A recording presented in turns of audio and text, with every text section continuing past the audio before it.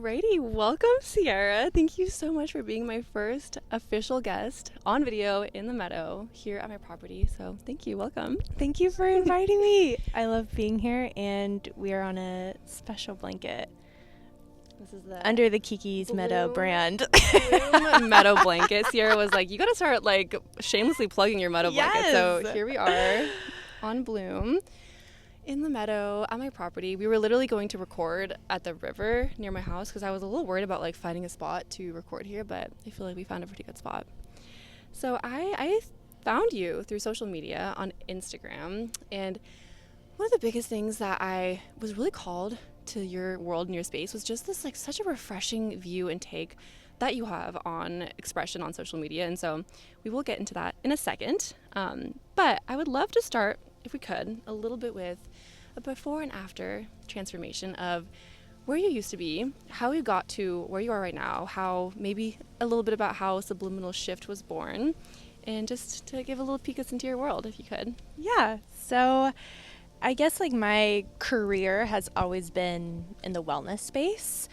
My first like big tech job was working for like a very high-end meditation company in LA. And that was my life. Like I always felt like I was going to go down this path of like well-being and Zen and mindfulness, but also in like a very formidable techie way. And so that's kind of how my journey started, was like through graduating college and like entering the meditation space.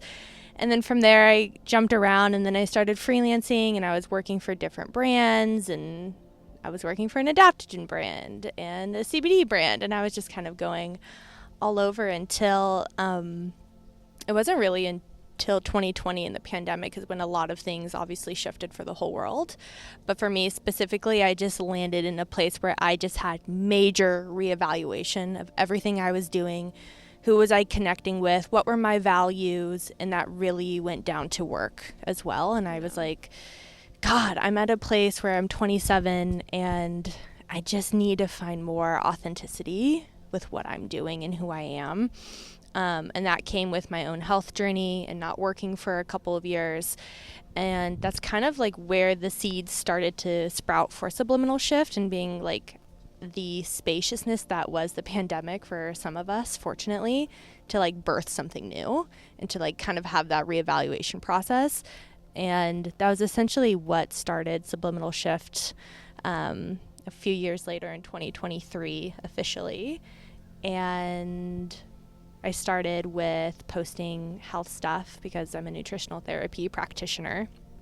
And so that's kind of like where it started, and then it shifted into all kinds of things. But now I'm a mentor for multi-passionate creatives, and I support others on the path of like bringing more concrete energy and structure to the artist. And that's where I've landed now, and somehow Subliminal Shift became the most like vibiest, like most authentic space, and it has nothing to do with me. It's just like it's its own living entity. And I get to watch it, and I get to see what kind of women come into the space, and it's like I'm astonished every single day of like who pops in, who leaves, and that's kind of where we are now. So it's been over a year officially since Subliminal Shift has been a business. Oh my gosh, that is so beautiful. I definitely want to dive into your philosophy on the masculine and the structure to give, our feminine, creative, flowy energy a space to exist. But I also want to ask, like, what did you get the name for Subliminal Shift, and where was the seed for that? Do you remember like when that happened? Because I know that's like a huge part of like when you really start a journey. It's like the name comes and you're like, all right, I see it. It's gonna happen. Like, yeah, I was eating pizza, and I specifically remember it was this place outside of Santa Barbara. And I actually had a name prior to Subliminal Shift. It was Solar Shifting, and spelled like soul, Soul. And then upon doing like the legal due diligence, I found out like someone had it trademarked or it was registered or something, and it, like the company wasn't active, but like they Yeah. still had the Trademark. whatever for like 2 more years. And I was so devastated because like I had already created the account for it and I had the logo for it, and I like went to the extent of like, oh, now I need to change this. And so I remember being like so pissed about it for 2 weeks and then just being like, you know what, just let it go. And it was on that same day that I let it go that like I went to go eat some pizza and I was staring at a tree and it just popped in while I was looking at a tree. Oh my gosh. And that's the birthplace That's of subliminal beautiful. shift, because I was love like, that. I fucking need a subliminal shift right now. So like basically that's what my business is. It's always a mirroring reflection of like what I've been through lived experience and like the wisdom I've gained for it, and then how I can mentor others through that same thing so they don't have to essentially fall into all of the trial and error and the pits and the trenches that I've walked through, to support their path and make it a little bit easier and have some clarity around it. That is so beautiful. And I really, really resonate with what you were saying about, I was actually just stalking your Instagram and I saw a post that about like how, gentle girl business is how you called it, where, obviously that softer, feminine, airy, creative energy. What was your journey of like that experience and how now you're able to help others with that? Because I know for me, like that was huge for me. Whenever I first worked with my mentor, she asked me like what the perfect day in my life was, where I was like, well, I don't want to have a schedule. I don't want to wake up at a certain time. I don't want to ever have to do certain things. I kind of want to create something that just, I have all this freedom. And she was like, well, that sounds great, but like you need that structure and masculine energy in order to be able to sustain that. So I'd love to hear your story about how you, kind of transformed from that experience. This is exactly why I work with women like you and I, because I was the exact same way, right? Like I burned out my whole 20s. I worked with tech companies. Like I went through the adrenal fatigue. I went through like all of the health crises that can come with essentially burning yourself to the ground for work, for the production, for the quota, for the identity.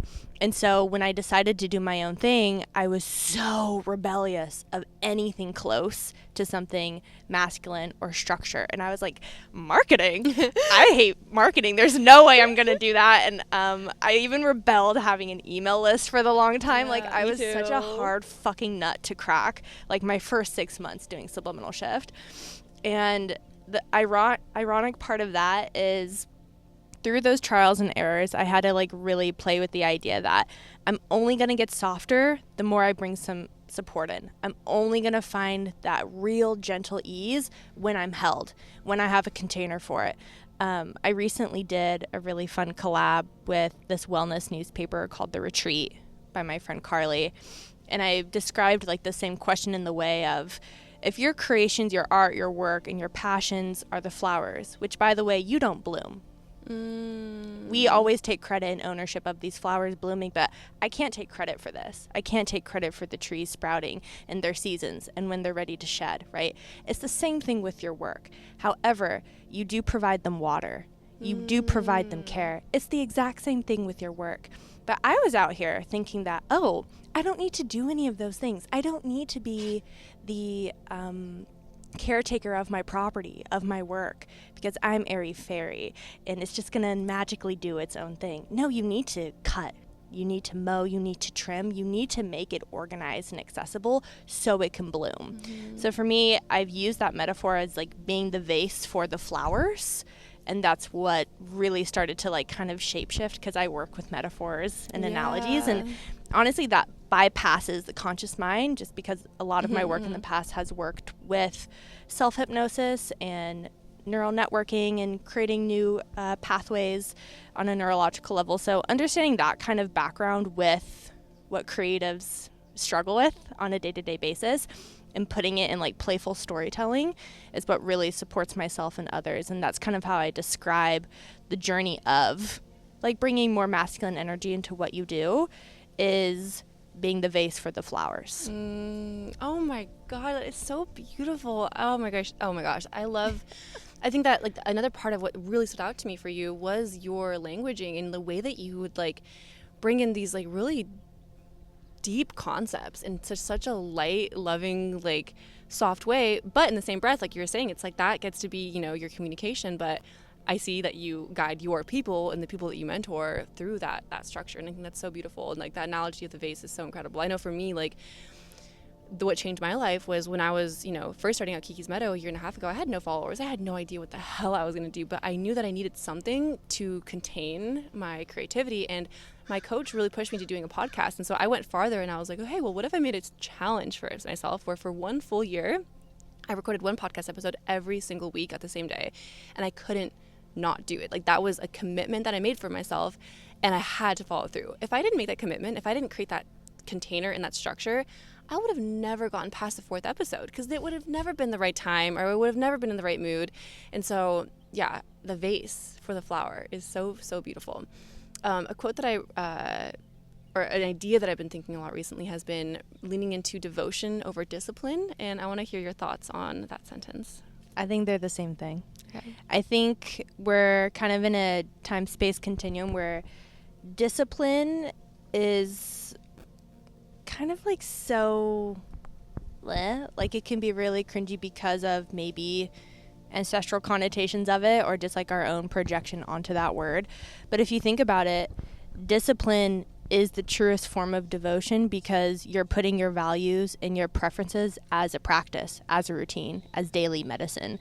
So if you think of it as taking a flower essence every day, sometimes people won't see that as discipline. It's just part of their life. Mm-hmm. Discipline and devotion is the same thing. If you choose that to be part of your life because you choose yourself first and you're living a value-based life, then there is no discrepancy between the two. Yeah. Discipline becomes your devotion because you're devoted to yourself. That's so beautiful. And it's choosing yourself and choosing what you want, your values, what you really want for your life. Yeah, that is so beautiful. What for you does your masculine structure look like for you at the highest level? Like, obviously you don't want to get into the nitty-gritty details, but are there a couple non-negotiables every week that kind of keep you centered? Yeah, I've created, first of all, using tools and systems, which is the most masculine thing ever, right? Like, that's the container.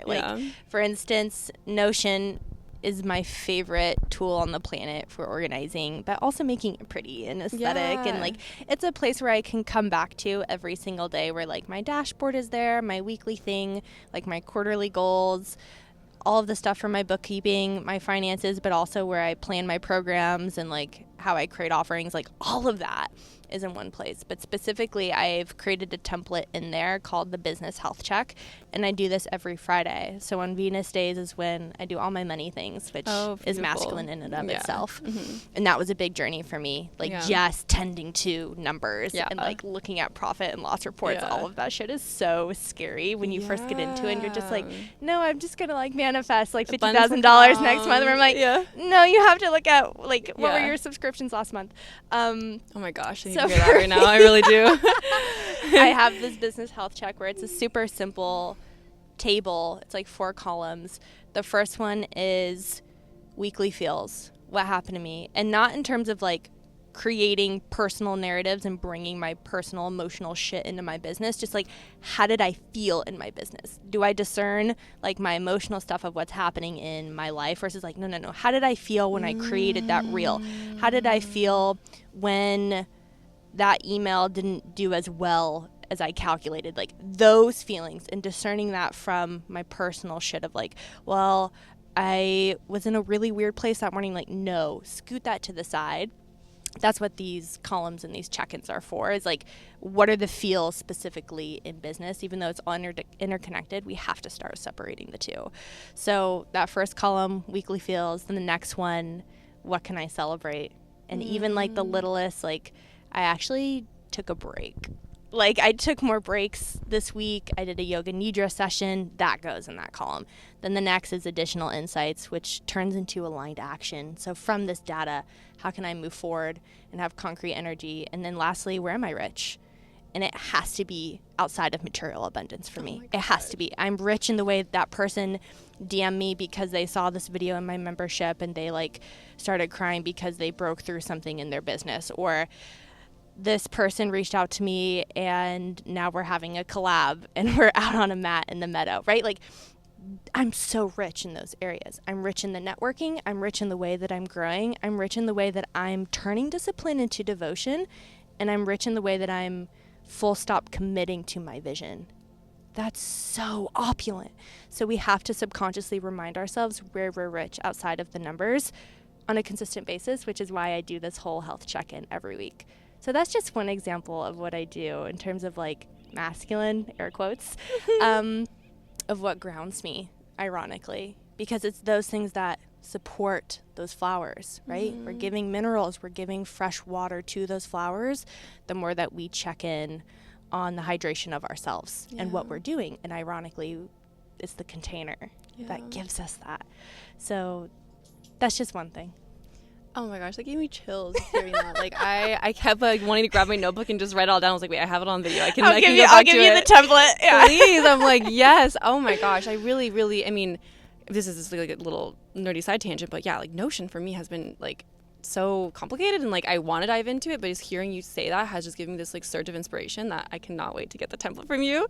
But thank you for sharing in such a beautiful, eloquent way. Like I feel like the way your face looks when you express these things is so joyful and so beautiful, and like I feel like it's so funny. It's like now that you're grounding yourself into the structured masculine, like the fact that it comes from you and your heart and your voice you get to guide people so lovingly and like softly still, you know. It's like it doesn't have to mean that you're like some like, you know, hype man, like I'm not CEO, like a hard cold bitch where I'm like no days off. Yeah, like, literally. But yeah, genuinely just being more aware and more, I think for me, like being aware of my finances and just being more like, being more real. Like, this is how much I'm spending every month or every week, you know, and like, this is how much I want to make, but I can't, how is, you know, I mean, obviously that structure of like, how will that money come in? And in the same breath, you know, keeping, you know, your heart open for all the abundance that's going to pour through magically and unexpectedly. But that's been a huge shift for me is like with my business, like, it's time to take things seriously. Like I am a businesswoman. Like this is a business. This isn't a hobby. And like, I need to treat it like that. And like, let me tell you something right now, just based off that. I just recently hired a business coach, and the number one thing that I've taken away from her thus far is that you have a very expensive hobby if you don't identify as a CEO. And for me, I noticed that my business wasn't just an expensive hobby. It was a nonprofit. Okay? Yeah. I was giving so much service and so much of my gooey juiciness for free. Yeah. And that's the tough part, especially when sometimes, I don't know, I'm not on Threads very much, and this is going to be a very side tangent, but anytime it's popped up for me, like through my feed, it's so doomy and gloomy, and someone's like, Instagram is crashing and just everyone is selling products now, and I'm like, well, let's dissect that kind of energy, because there's a lot of projection around selling things online and stepping into that role of like, oh shit, I have a business. I need to be more committed around this. I do need to show up consistently and market and like not be afraid to put that link in the stories. Like, so there's so many layers to that. And I think just you stepping into that idea of like, oh yeah, I do need to get more serious about this. That's the origin. That's the basis of so many new things to begin, because you're seeing yourself in a different light. Yeah. If you're only seeing yourself as like, this is a hobby, or like, this is cute, like people listen to my podcast, like, no, people are listening to my podcast. Like I was saying earlier, someone's listening to this while they're driving or cooking dinner. That's so intimate. We have to take that seriously. We can't look at that casually anymore, right? Beyond just like the monetary gain of it and how you want to produce it and create in the future, just you taking your work seriously outside of the money, yes, that's also included, that's going to change so much for you, and it's going to change your relationship to how you create, because you're not a fucking fraud. You're not this phony person. You're not this person who's like, I just want to make an Instagram account and it'll be cute and I'll forget about it. No, it's serious. Our work is serious. Yeah, and like how it's so easily tied to like real service. You know, it's like you can't afford to be, you know, just out here, you know, like let's get real. Yeah. We live in California. Yeah, literally. Like in order to help people. Oh my gosh. Should they join the podcast? Oh my god. Please don't bother us. Just hang out, okay? You just hang out. Nope. Hey, you guys can get out of here. Hi guys. Yeah, I don't think this is gonna work. Okay. We'll just do a pause real quick. Alrighty, so we're diving right back in after getting rudely interrupted by our emus, which is very on brand for the Meadow podcast.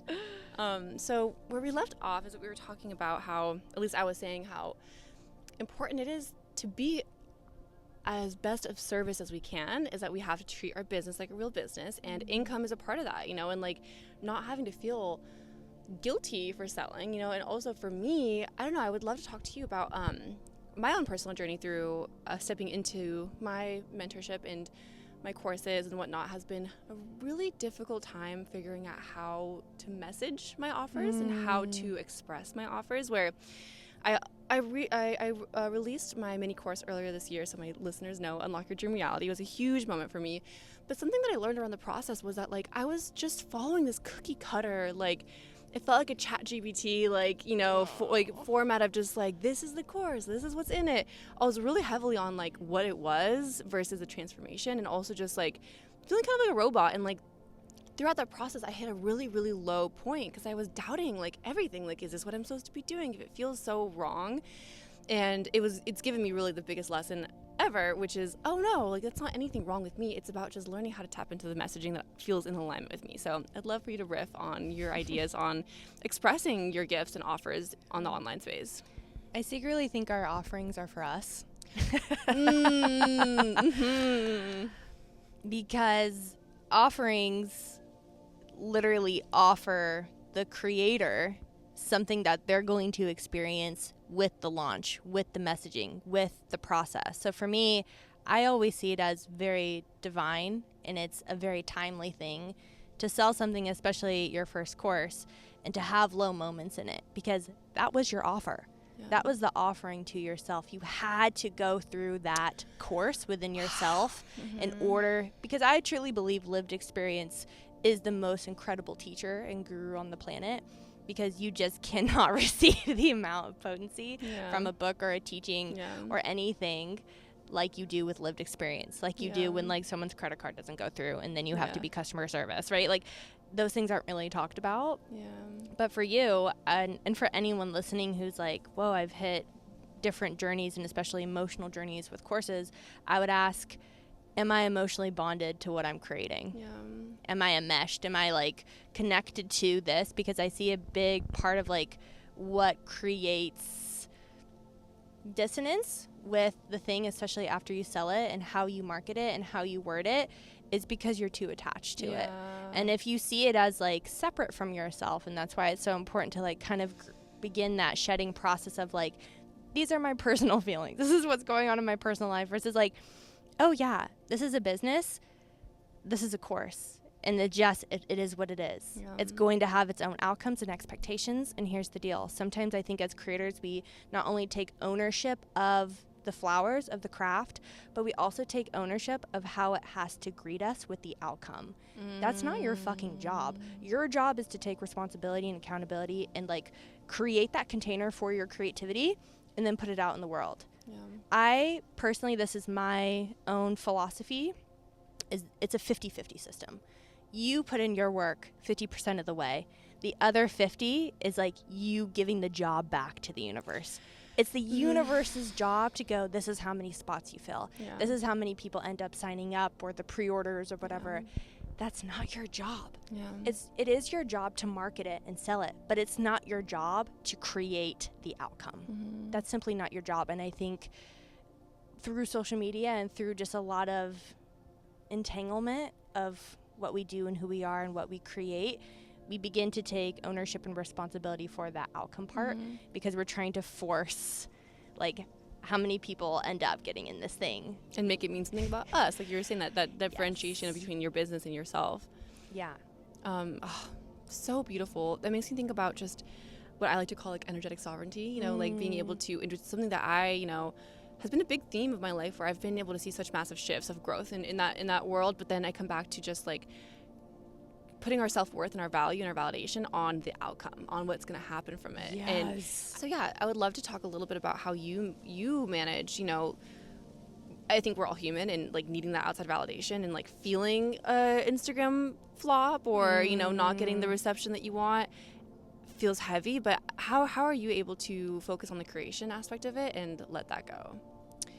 Because I've made so much space and room for creativity that's not involved with my business. You have to, especially if you're a multi-passionate or you identify as a creative or an artist, the minute that you then associate your creativity with your work, it's going to backfire on you, because now you're only putting energy as your creativity as production, as a quota, as an expectation for your value, just like your inherent worthiness, your essence, your core, your quintessence, as that thing, as like the numbers that you get from that, from the sales. So my biggest tip, and that what I've had to learn from experience as well, from that past like first year of like so much shedding around this, is like, where am I just creating for me again? Like, I'm a writer, but I stopped writing for myself. I was only writing for Substack or like creating side projects. Like, I was not writing for me. So then I started to put all my value based on writing for someone else, or when someone opens the email or whatever that is, what they would receive from it, because then I feel like I have some exchange, some value, yummy monetary exchange, when the bank account is what is in my creativity for myself. Because then I'm not putting so much pressure into like, oh, what am I going to get out of this subconsciously? What's going to be my exchange? What's going to make me feel really good about myself? It's about creating that space to have your own work, your art, your passions outside of it. And dare I say, not promoting it, not always sharing it on your Instagram story, keeping it just for yourself. Dare you make something sacred, and that could be discipline. That can be a devotion of like, just as much you need to be devoted and disciplined to your craft and your work, you also need to do that in your personal time, because that's going to reflect. And most of the time, if we're too lenient on our value, especially monetary value, because it's societal, it's programming, literally we've attached value to money and numbers and accounting and all of these things to say, I'm successful because of this. On paper, Subliminal Shift was a total fail financially, like the first year. But to me, I was like, this is the most successful thing I've ever done in my life. It was so fucking amazing. And it's only growing more. But if I only looked at it from the perspective of like, this financial thing, the sale thing, my value thing has to be tangible, it has to be measurable, it doesn't exist. Brene Brown has this incredible TED Talk on vulnerability. It's like 20 minutes long. I highly recommend it to any creative artist. Please watch this, because your work in and of itself is vulnerable. And she talks about how anything that you tried to measure, such as value and worth, she's like, you can't do that. It simply doesn't exist, because everyone's perception, upbringing, beliefs, it's all specific and unique to your blueprint and your makeup. There's not one person who will have the same exact value from this versus this. It's completely made up, this value thing, and needing it to be measured in a certain quantity or quality.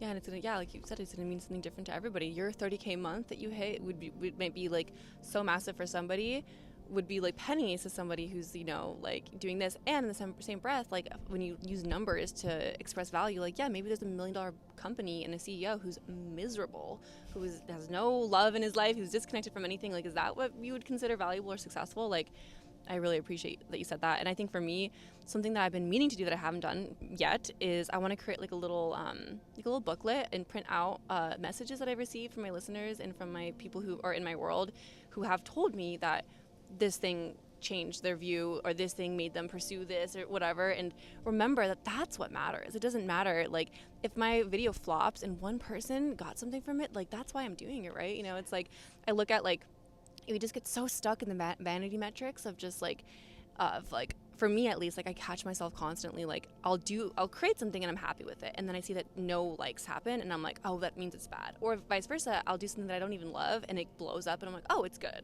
you know, versus like recognizing that like the validation can only be given from myself and to myself, of like enjoying the process.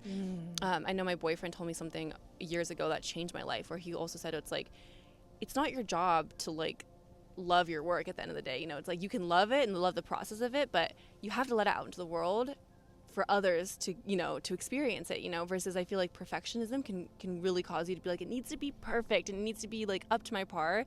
But that might never come. So yeah. Usually it doesn't. Yeah. Newsflash, like Newsflash. as perfect as something comes out, whether it's an offering or even a post, right? it's not going to solidify what you're looking for on a satisfactory term, because your subconscious is constantly ready for validation of the evidence that it's not enough. Yeah. Which is why you perpetuate the cycle. Yeah. I want to talk a little bit about your thoughts on this incessant urge that we have to try to control the perception of others perceiving us. Yeah. And again, that's kind of why I really was so called to your platform and your page. Was this such a refreshing take on just expression in the digital age? So I'd love for you to riff on that a little bit. Ooh, this is just tough love. It's medicine that we all have to receive at some point if we're showing up in any ounce of authenticity online, is understanding that the more you show up in a space that feels genuine for you, the more it's not going to land for other people. And simply because not only are we programmed just genetically to be liked from a tribal aspect, so we want to keep the same identity. We want to keep the same layers to like feel cozy and comfortable for everybody, and that's where people pleasing can start to come in. But the minute you start making little shifts, even if it's changing the style of a reel or a post, something can come up unconsciously of like, people might not like this, or they might not like me anymore because I'm not serving them who they think I am. Yeah. So I'm actually giving my power and my authority over to people that I don't know, to strangers on the internet, because I think they hold some sort of power or purchasing power because they listen to my podcast or they buy my courses. Like, it just doesn't exist. It exists in the sense of like, yes, people are going to hit that unfollow button the minute they're like, oh, I don't really align with what you're doing anymore. But I actually see that as a symbol of success, because you are so willing to create and move and operate from a space that is for you and that is right for you, that it doesn't matter who comes along. And ironically, the more that I've shifted and I've changed, a lot of people have left. But the people that are really for you, and I mean like really for you, they want it. They crave it. And that's something I didn't know in the beginning of Subliminal Shift when I had a lot of fear around ironically shifting, was that the more I began to like do different things or like post reels or like do something that I probably was really uncomfortable with doing in the first place, there's people who just like come out of the woodworks that are like, I love this for you. I love seeing how you're stepping into this level of commitment and essentially adornment of who you are and what you're working for. So essentially there's just no way around it. You're just going through it of like, you're not going to be able to control other people's perceptions of you, because you're going to be able to control yourself in that way. And ironically, like controlling your work, controlling the way it comes out, controlling the way that it's perceived is just like a complete loss. Like it's a losing game, because there's people who are going to categorize you and box you. And this has been done to me so many times where like I'll have someone like randomly the other day, it was someone who like saw me where I live, like at a coffee shop, and they're like, oh my God, I follow you. You would love this kind of like yoga retreat that I'm like into. And I'm like, I don't like yoga. You know, but like people's perceptions of you and how they think you show up and like what you wear, like all of that is identity. And for them to feel safe, they need to box you, because that gives them information about their internal world and how to identify outside of that. Because uncertainty comes from not being able to categorize and to organize people into boxes. That feels very unsafe on some kind of weird level. Like primal level. Primal level. So like understanding that people are actually trying to control their perception of you based out of safety. Not only can you have more compassion, but you can start letting go. Because it's not on you to keep them safe. If you're trying to keep other people safe, then you're not letting your work be what it needs to be. So there's no controlling that anymore. Gosh, that is so profound. What are your thoughts on like the niche? I've been back and forth on this. I think there's just so many extremes about it. There's the side that I've seen of like very artsy, like burn the niche down, fuck the niche, which is like, if that's your style, cool. I also think from a personal perspective of someone who really wanted to be nicheless, it left me so dry. I was just hanging out like in the void. Yeah. With so many options and all the things that I could do, I really needed a grounding place. So I think it's a little harsh to go full fuck the niche from what I've seen, and just this has just been my personal experience. It didn't support me at all. Yeah. Like, it's cute, and you could probably get a lot of views on a post about that, which is great. But when it comes down to numbers and like being concrete and like actually making a plan for yourself, it doesn't work out. So for me, I personally love having a balance of it. Yeah. So you have your umbrella. Yeah. And I like to see the raindrops underneath as the different things that you're into. But you need to have like a certain cloud, a certain rainbow that holds all of the colors together. And all of those colors are going to have the same essence. They're going to bring you the same value. However, it's up to you to like weave and embed them in a way that feels congruent. Yeah. Because the problem with being nicheless is that you'll have something that's so out of left field. Like, say you're really into, I don't know, glass blowing, and then you're really into making Excel spreadsheets. Like, it's going to be really hard to like put all of that onto one Instagram account. So if you could create a way of like making a spreadsheet on organizing how you blow the glass, what your process is like, what your routine is like, you have to find the umbrella to home it all. Yeah. Because if you just have a bunch of rooms out on your blueprint for building your house, you're not going to feel safe from outside weather. You're not going to, and the internal weather too, your own storms on the inside of like being just so flowy with it. Yeah. So I really like to break it down as you can have multiple things, but you need a house for it. Yeah. You need to make it feel like home.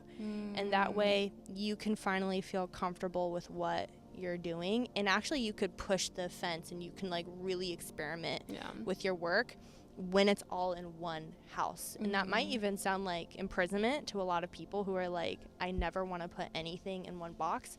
I'm anti-box, but I'm pro-house. Yes. You need a house with a lot of rooms so that it can feel put together, and that way you can plan your stuff out. Yeah. You know? That's my approach. I'm not into extremes. I understand why there's extremes, but I find the balance of like, yes, you can do multiple things, but dilute it. Yeah. Make it feel like home and put it under something. And that goes again with like the personal thing. A lot of people who are saying fuck the niche and like going that route are bringing too much of their personal shit into their work, into their business. Like, maybe glass blowing doesn't have to be a part of your work. Yeah. Maybe that's just for you. Yeah.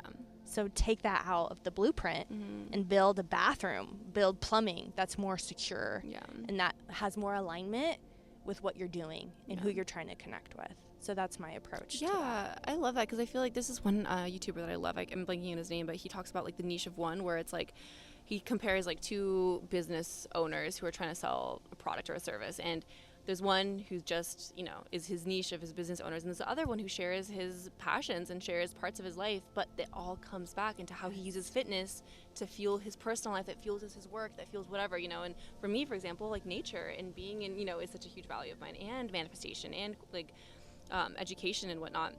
And I love how you worded it, where it's like, you just got to put the house around it. It's like we can be layered, like very complex people that have lots of different interests and hobbies, but if you're just going to talk about, your cat, that might not necessarily fit as well. Totally. Because it's like, it's part of you, but is that really going to call your perfect people into your world and your mentorship programs? So thank you for that.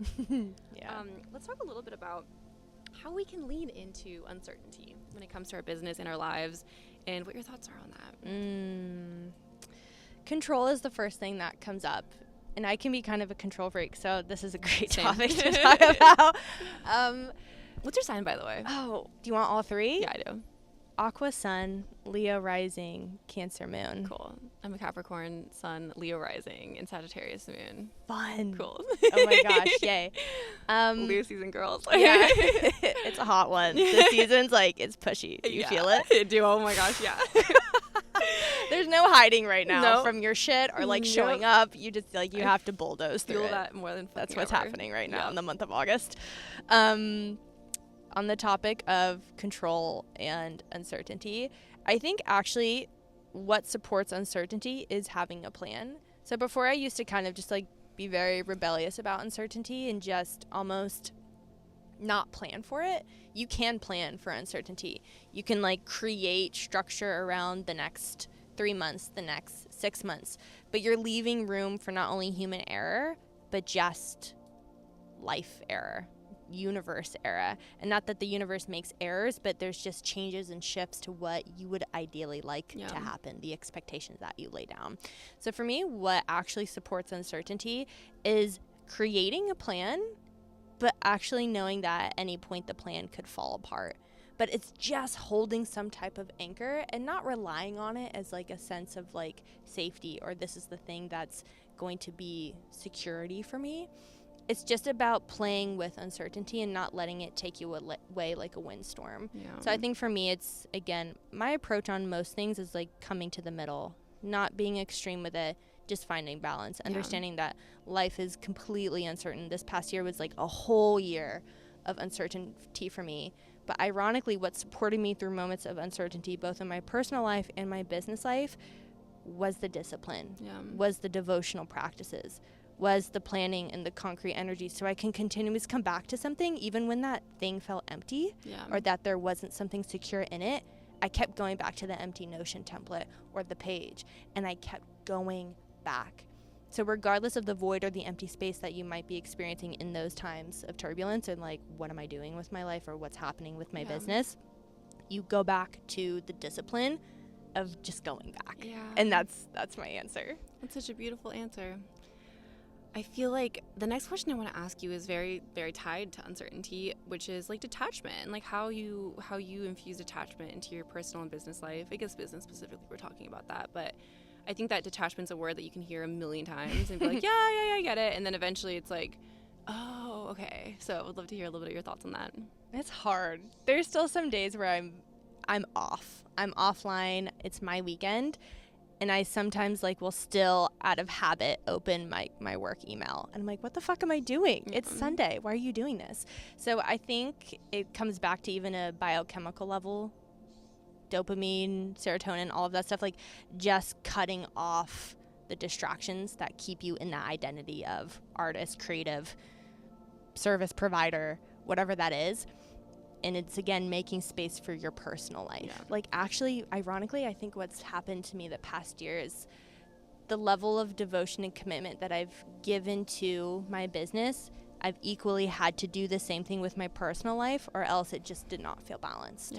And so to create space for that, I've had to lean to just going to coffee shops and reading a book that has nothing to do with my business or what offering I want to make next or like what training I want to do next. Like, it's just about living life, and it sounds really cliche and corny and boring, but just taking long drives to nowhere or like visiting a friend an hour away just to have coffee, like just creating space to remember that you're not what you do. You have to remember you're not what you do, or else you go fucking insane and it takes over your life.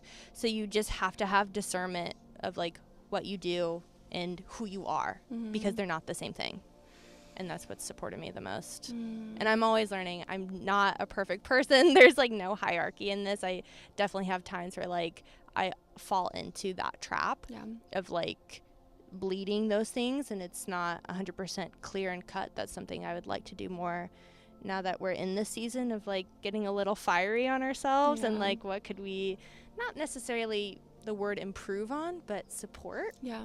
And that's definitely one of those things of like really looking at my edges and going, what's personal, what's business, and like refining that. And to also, I think this whole conversation needs to be rooted in letting go of the shame aspect of it, because there'll still be moments where like I want to shame spiral myself and then come from like a dysregulated nervous system place the minute I'm like, oh, I fucked that up. Like, even just something weird of like merging personal with business, even if it's like an expense and I'm like, shit, that's on my personal card, not my business card. Like even something little like that, and going, okay, for next time, because there's always going to be a next time. So we just have to, it's the tool of discernment.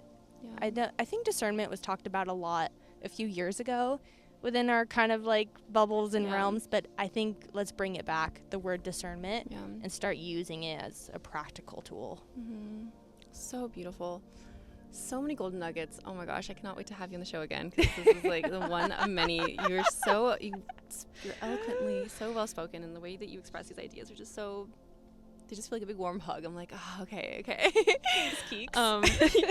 So I have 2 more questions for you. Okay. Second to last is, do you have any practices that you hold on to that nourish you throughout the week that kind of keep you both in alignment and as well just like keep you with a regulated nervous system in the midst of doing business? Because business is, It can be dysregulating. It can be very dysregulating. I have a few.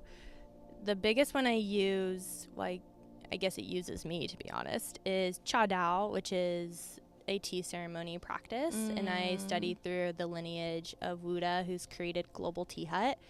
And I try to have a tea ceremony every single morning. And if I don't, it's at least 5 days a week. And I got introduced to that tea ceremony lifestyle like years ago after I quit like that really fancy meditation tech startup, and I went to Taiwan for a month by myself after to just like refresh and scrape it out. And I was introduced to a different level of intimacy with tea there. But at the time I was 23. I didn't really know what it was about, but I just knew I was infatuated by that experience. And then tea always kind of like popped into my realm in little ways, and I was always obsessed with tea and like going to tea houses and trying different teas. And then it wasn't until this year when I started committing more to my business is when that practice came into my life.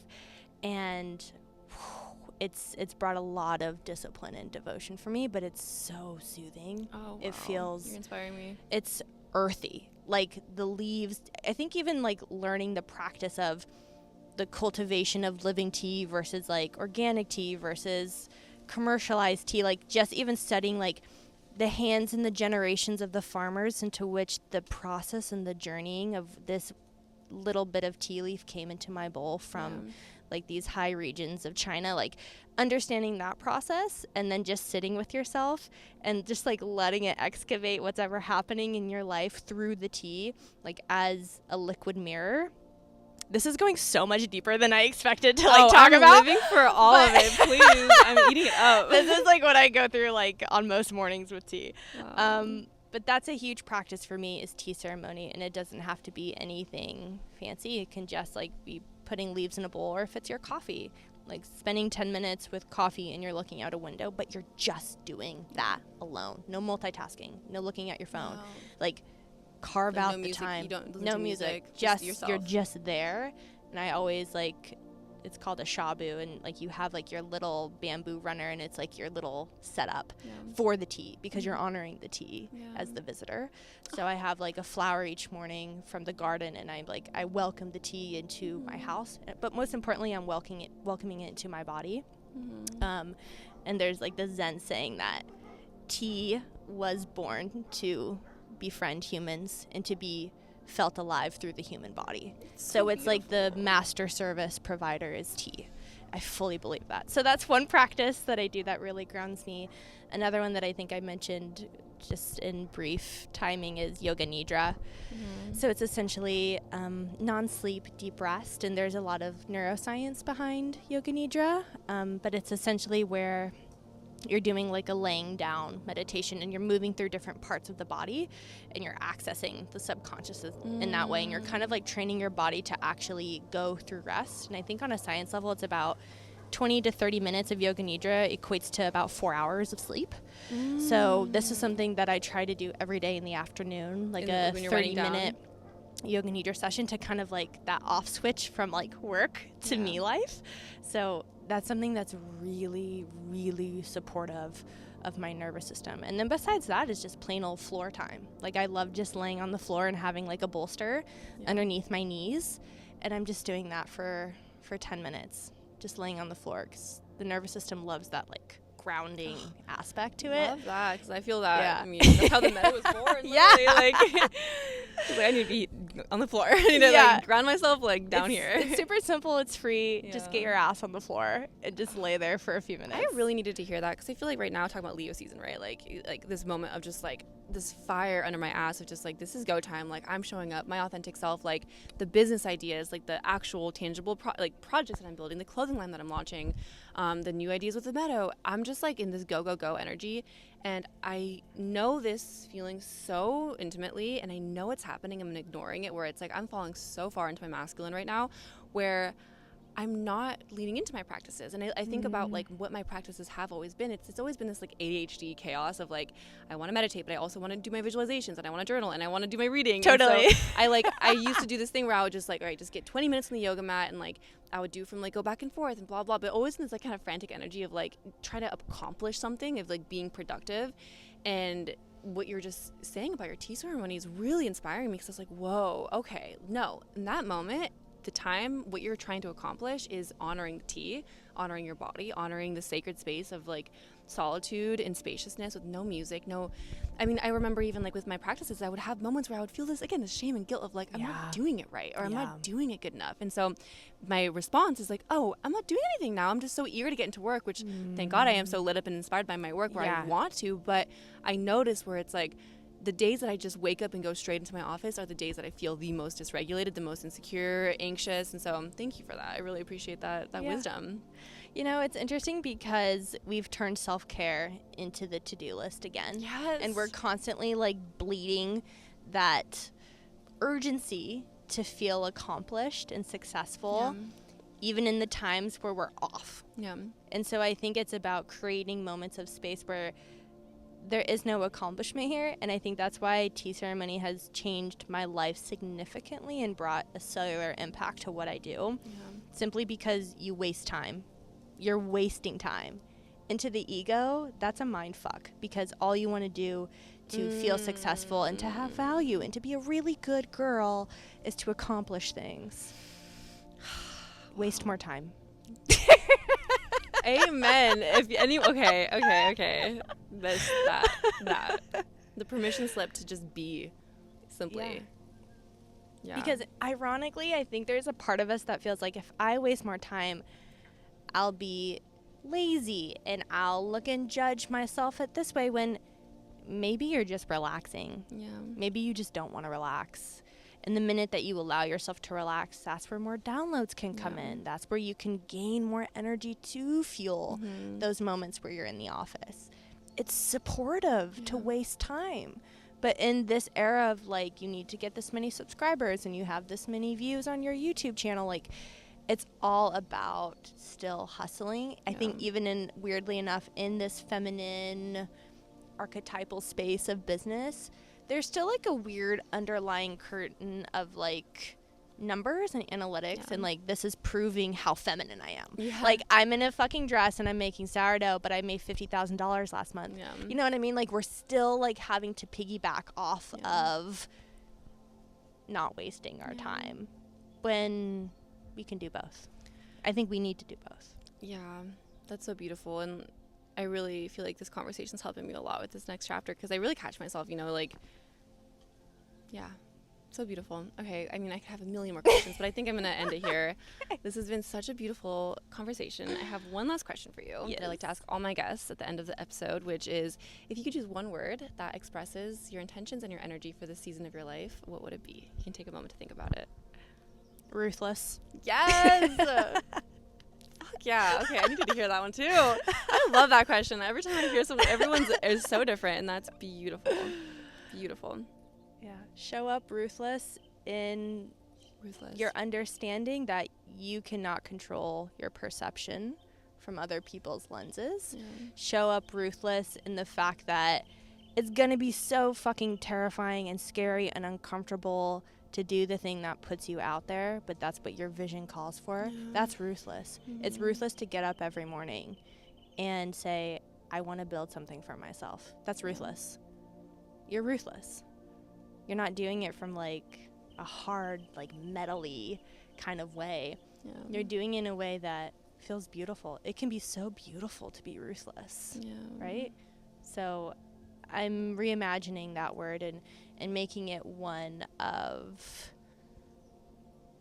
just enamorship, being ruthless, being ruthless in who you are, how you say things, not to the point of like you're hurting other people, but ruthless in expressing the unlived life that wants to come alive in you. That's a devotional act to self, and that's what I'm leaning into for the rest of 2024. Fuck Inspired yeah. by Leo season. Leo season, baby. I know, that's all I could hear. It was just like, Yeah. wow. Okay, well, thank you so much. How can my viewers find you, connect with you, play with you? Tell us all of it. You can find me on Instagram. It's subliminal.shift. You can find me on Substack, which is Subliminal Shift. And that's it. I keep it pretty minimal. Beautiful. Yeah. Well, thank you so much for being in the meadow with me today. This has been such a beautiful conversation. I cannot wait to just keep, after this, stop recording, I'm going to keep picking your brain about all the things that you just talked about. Yeah, I can't wait to have you back. Thank you so much. I loved being here. Thank you guys. Bye.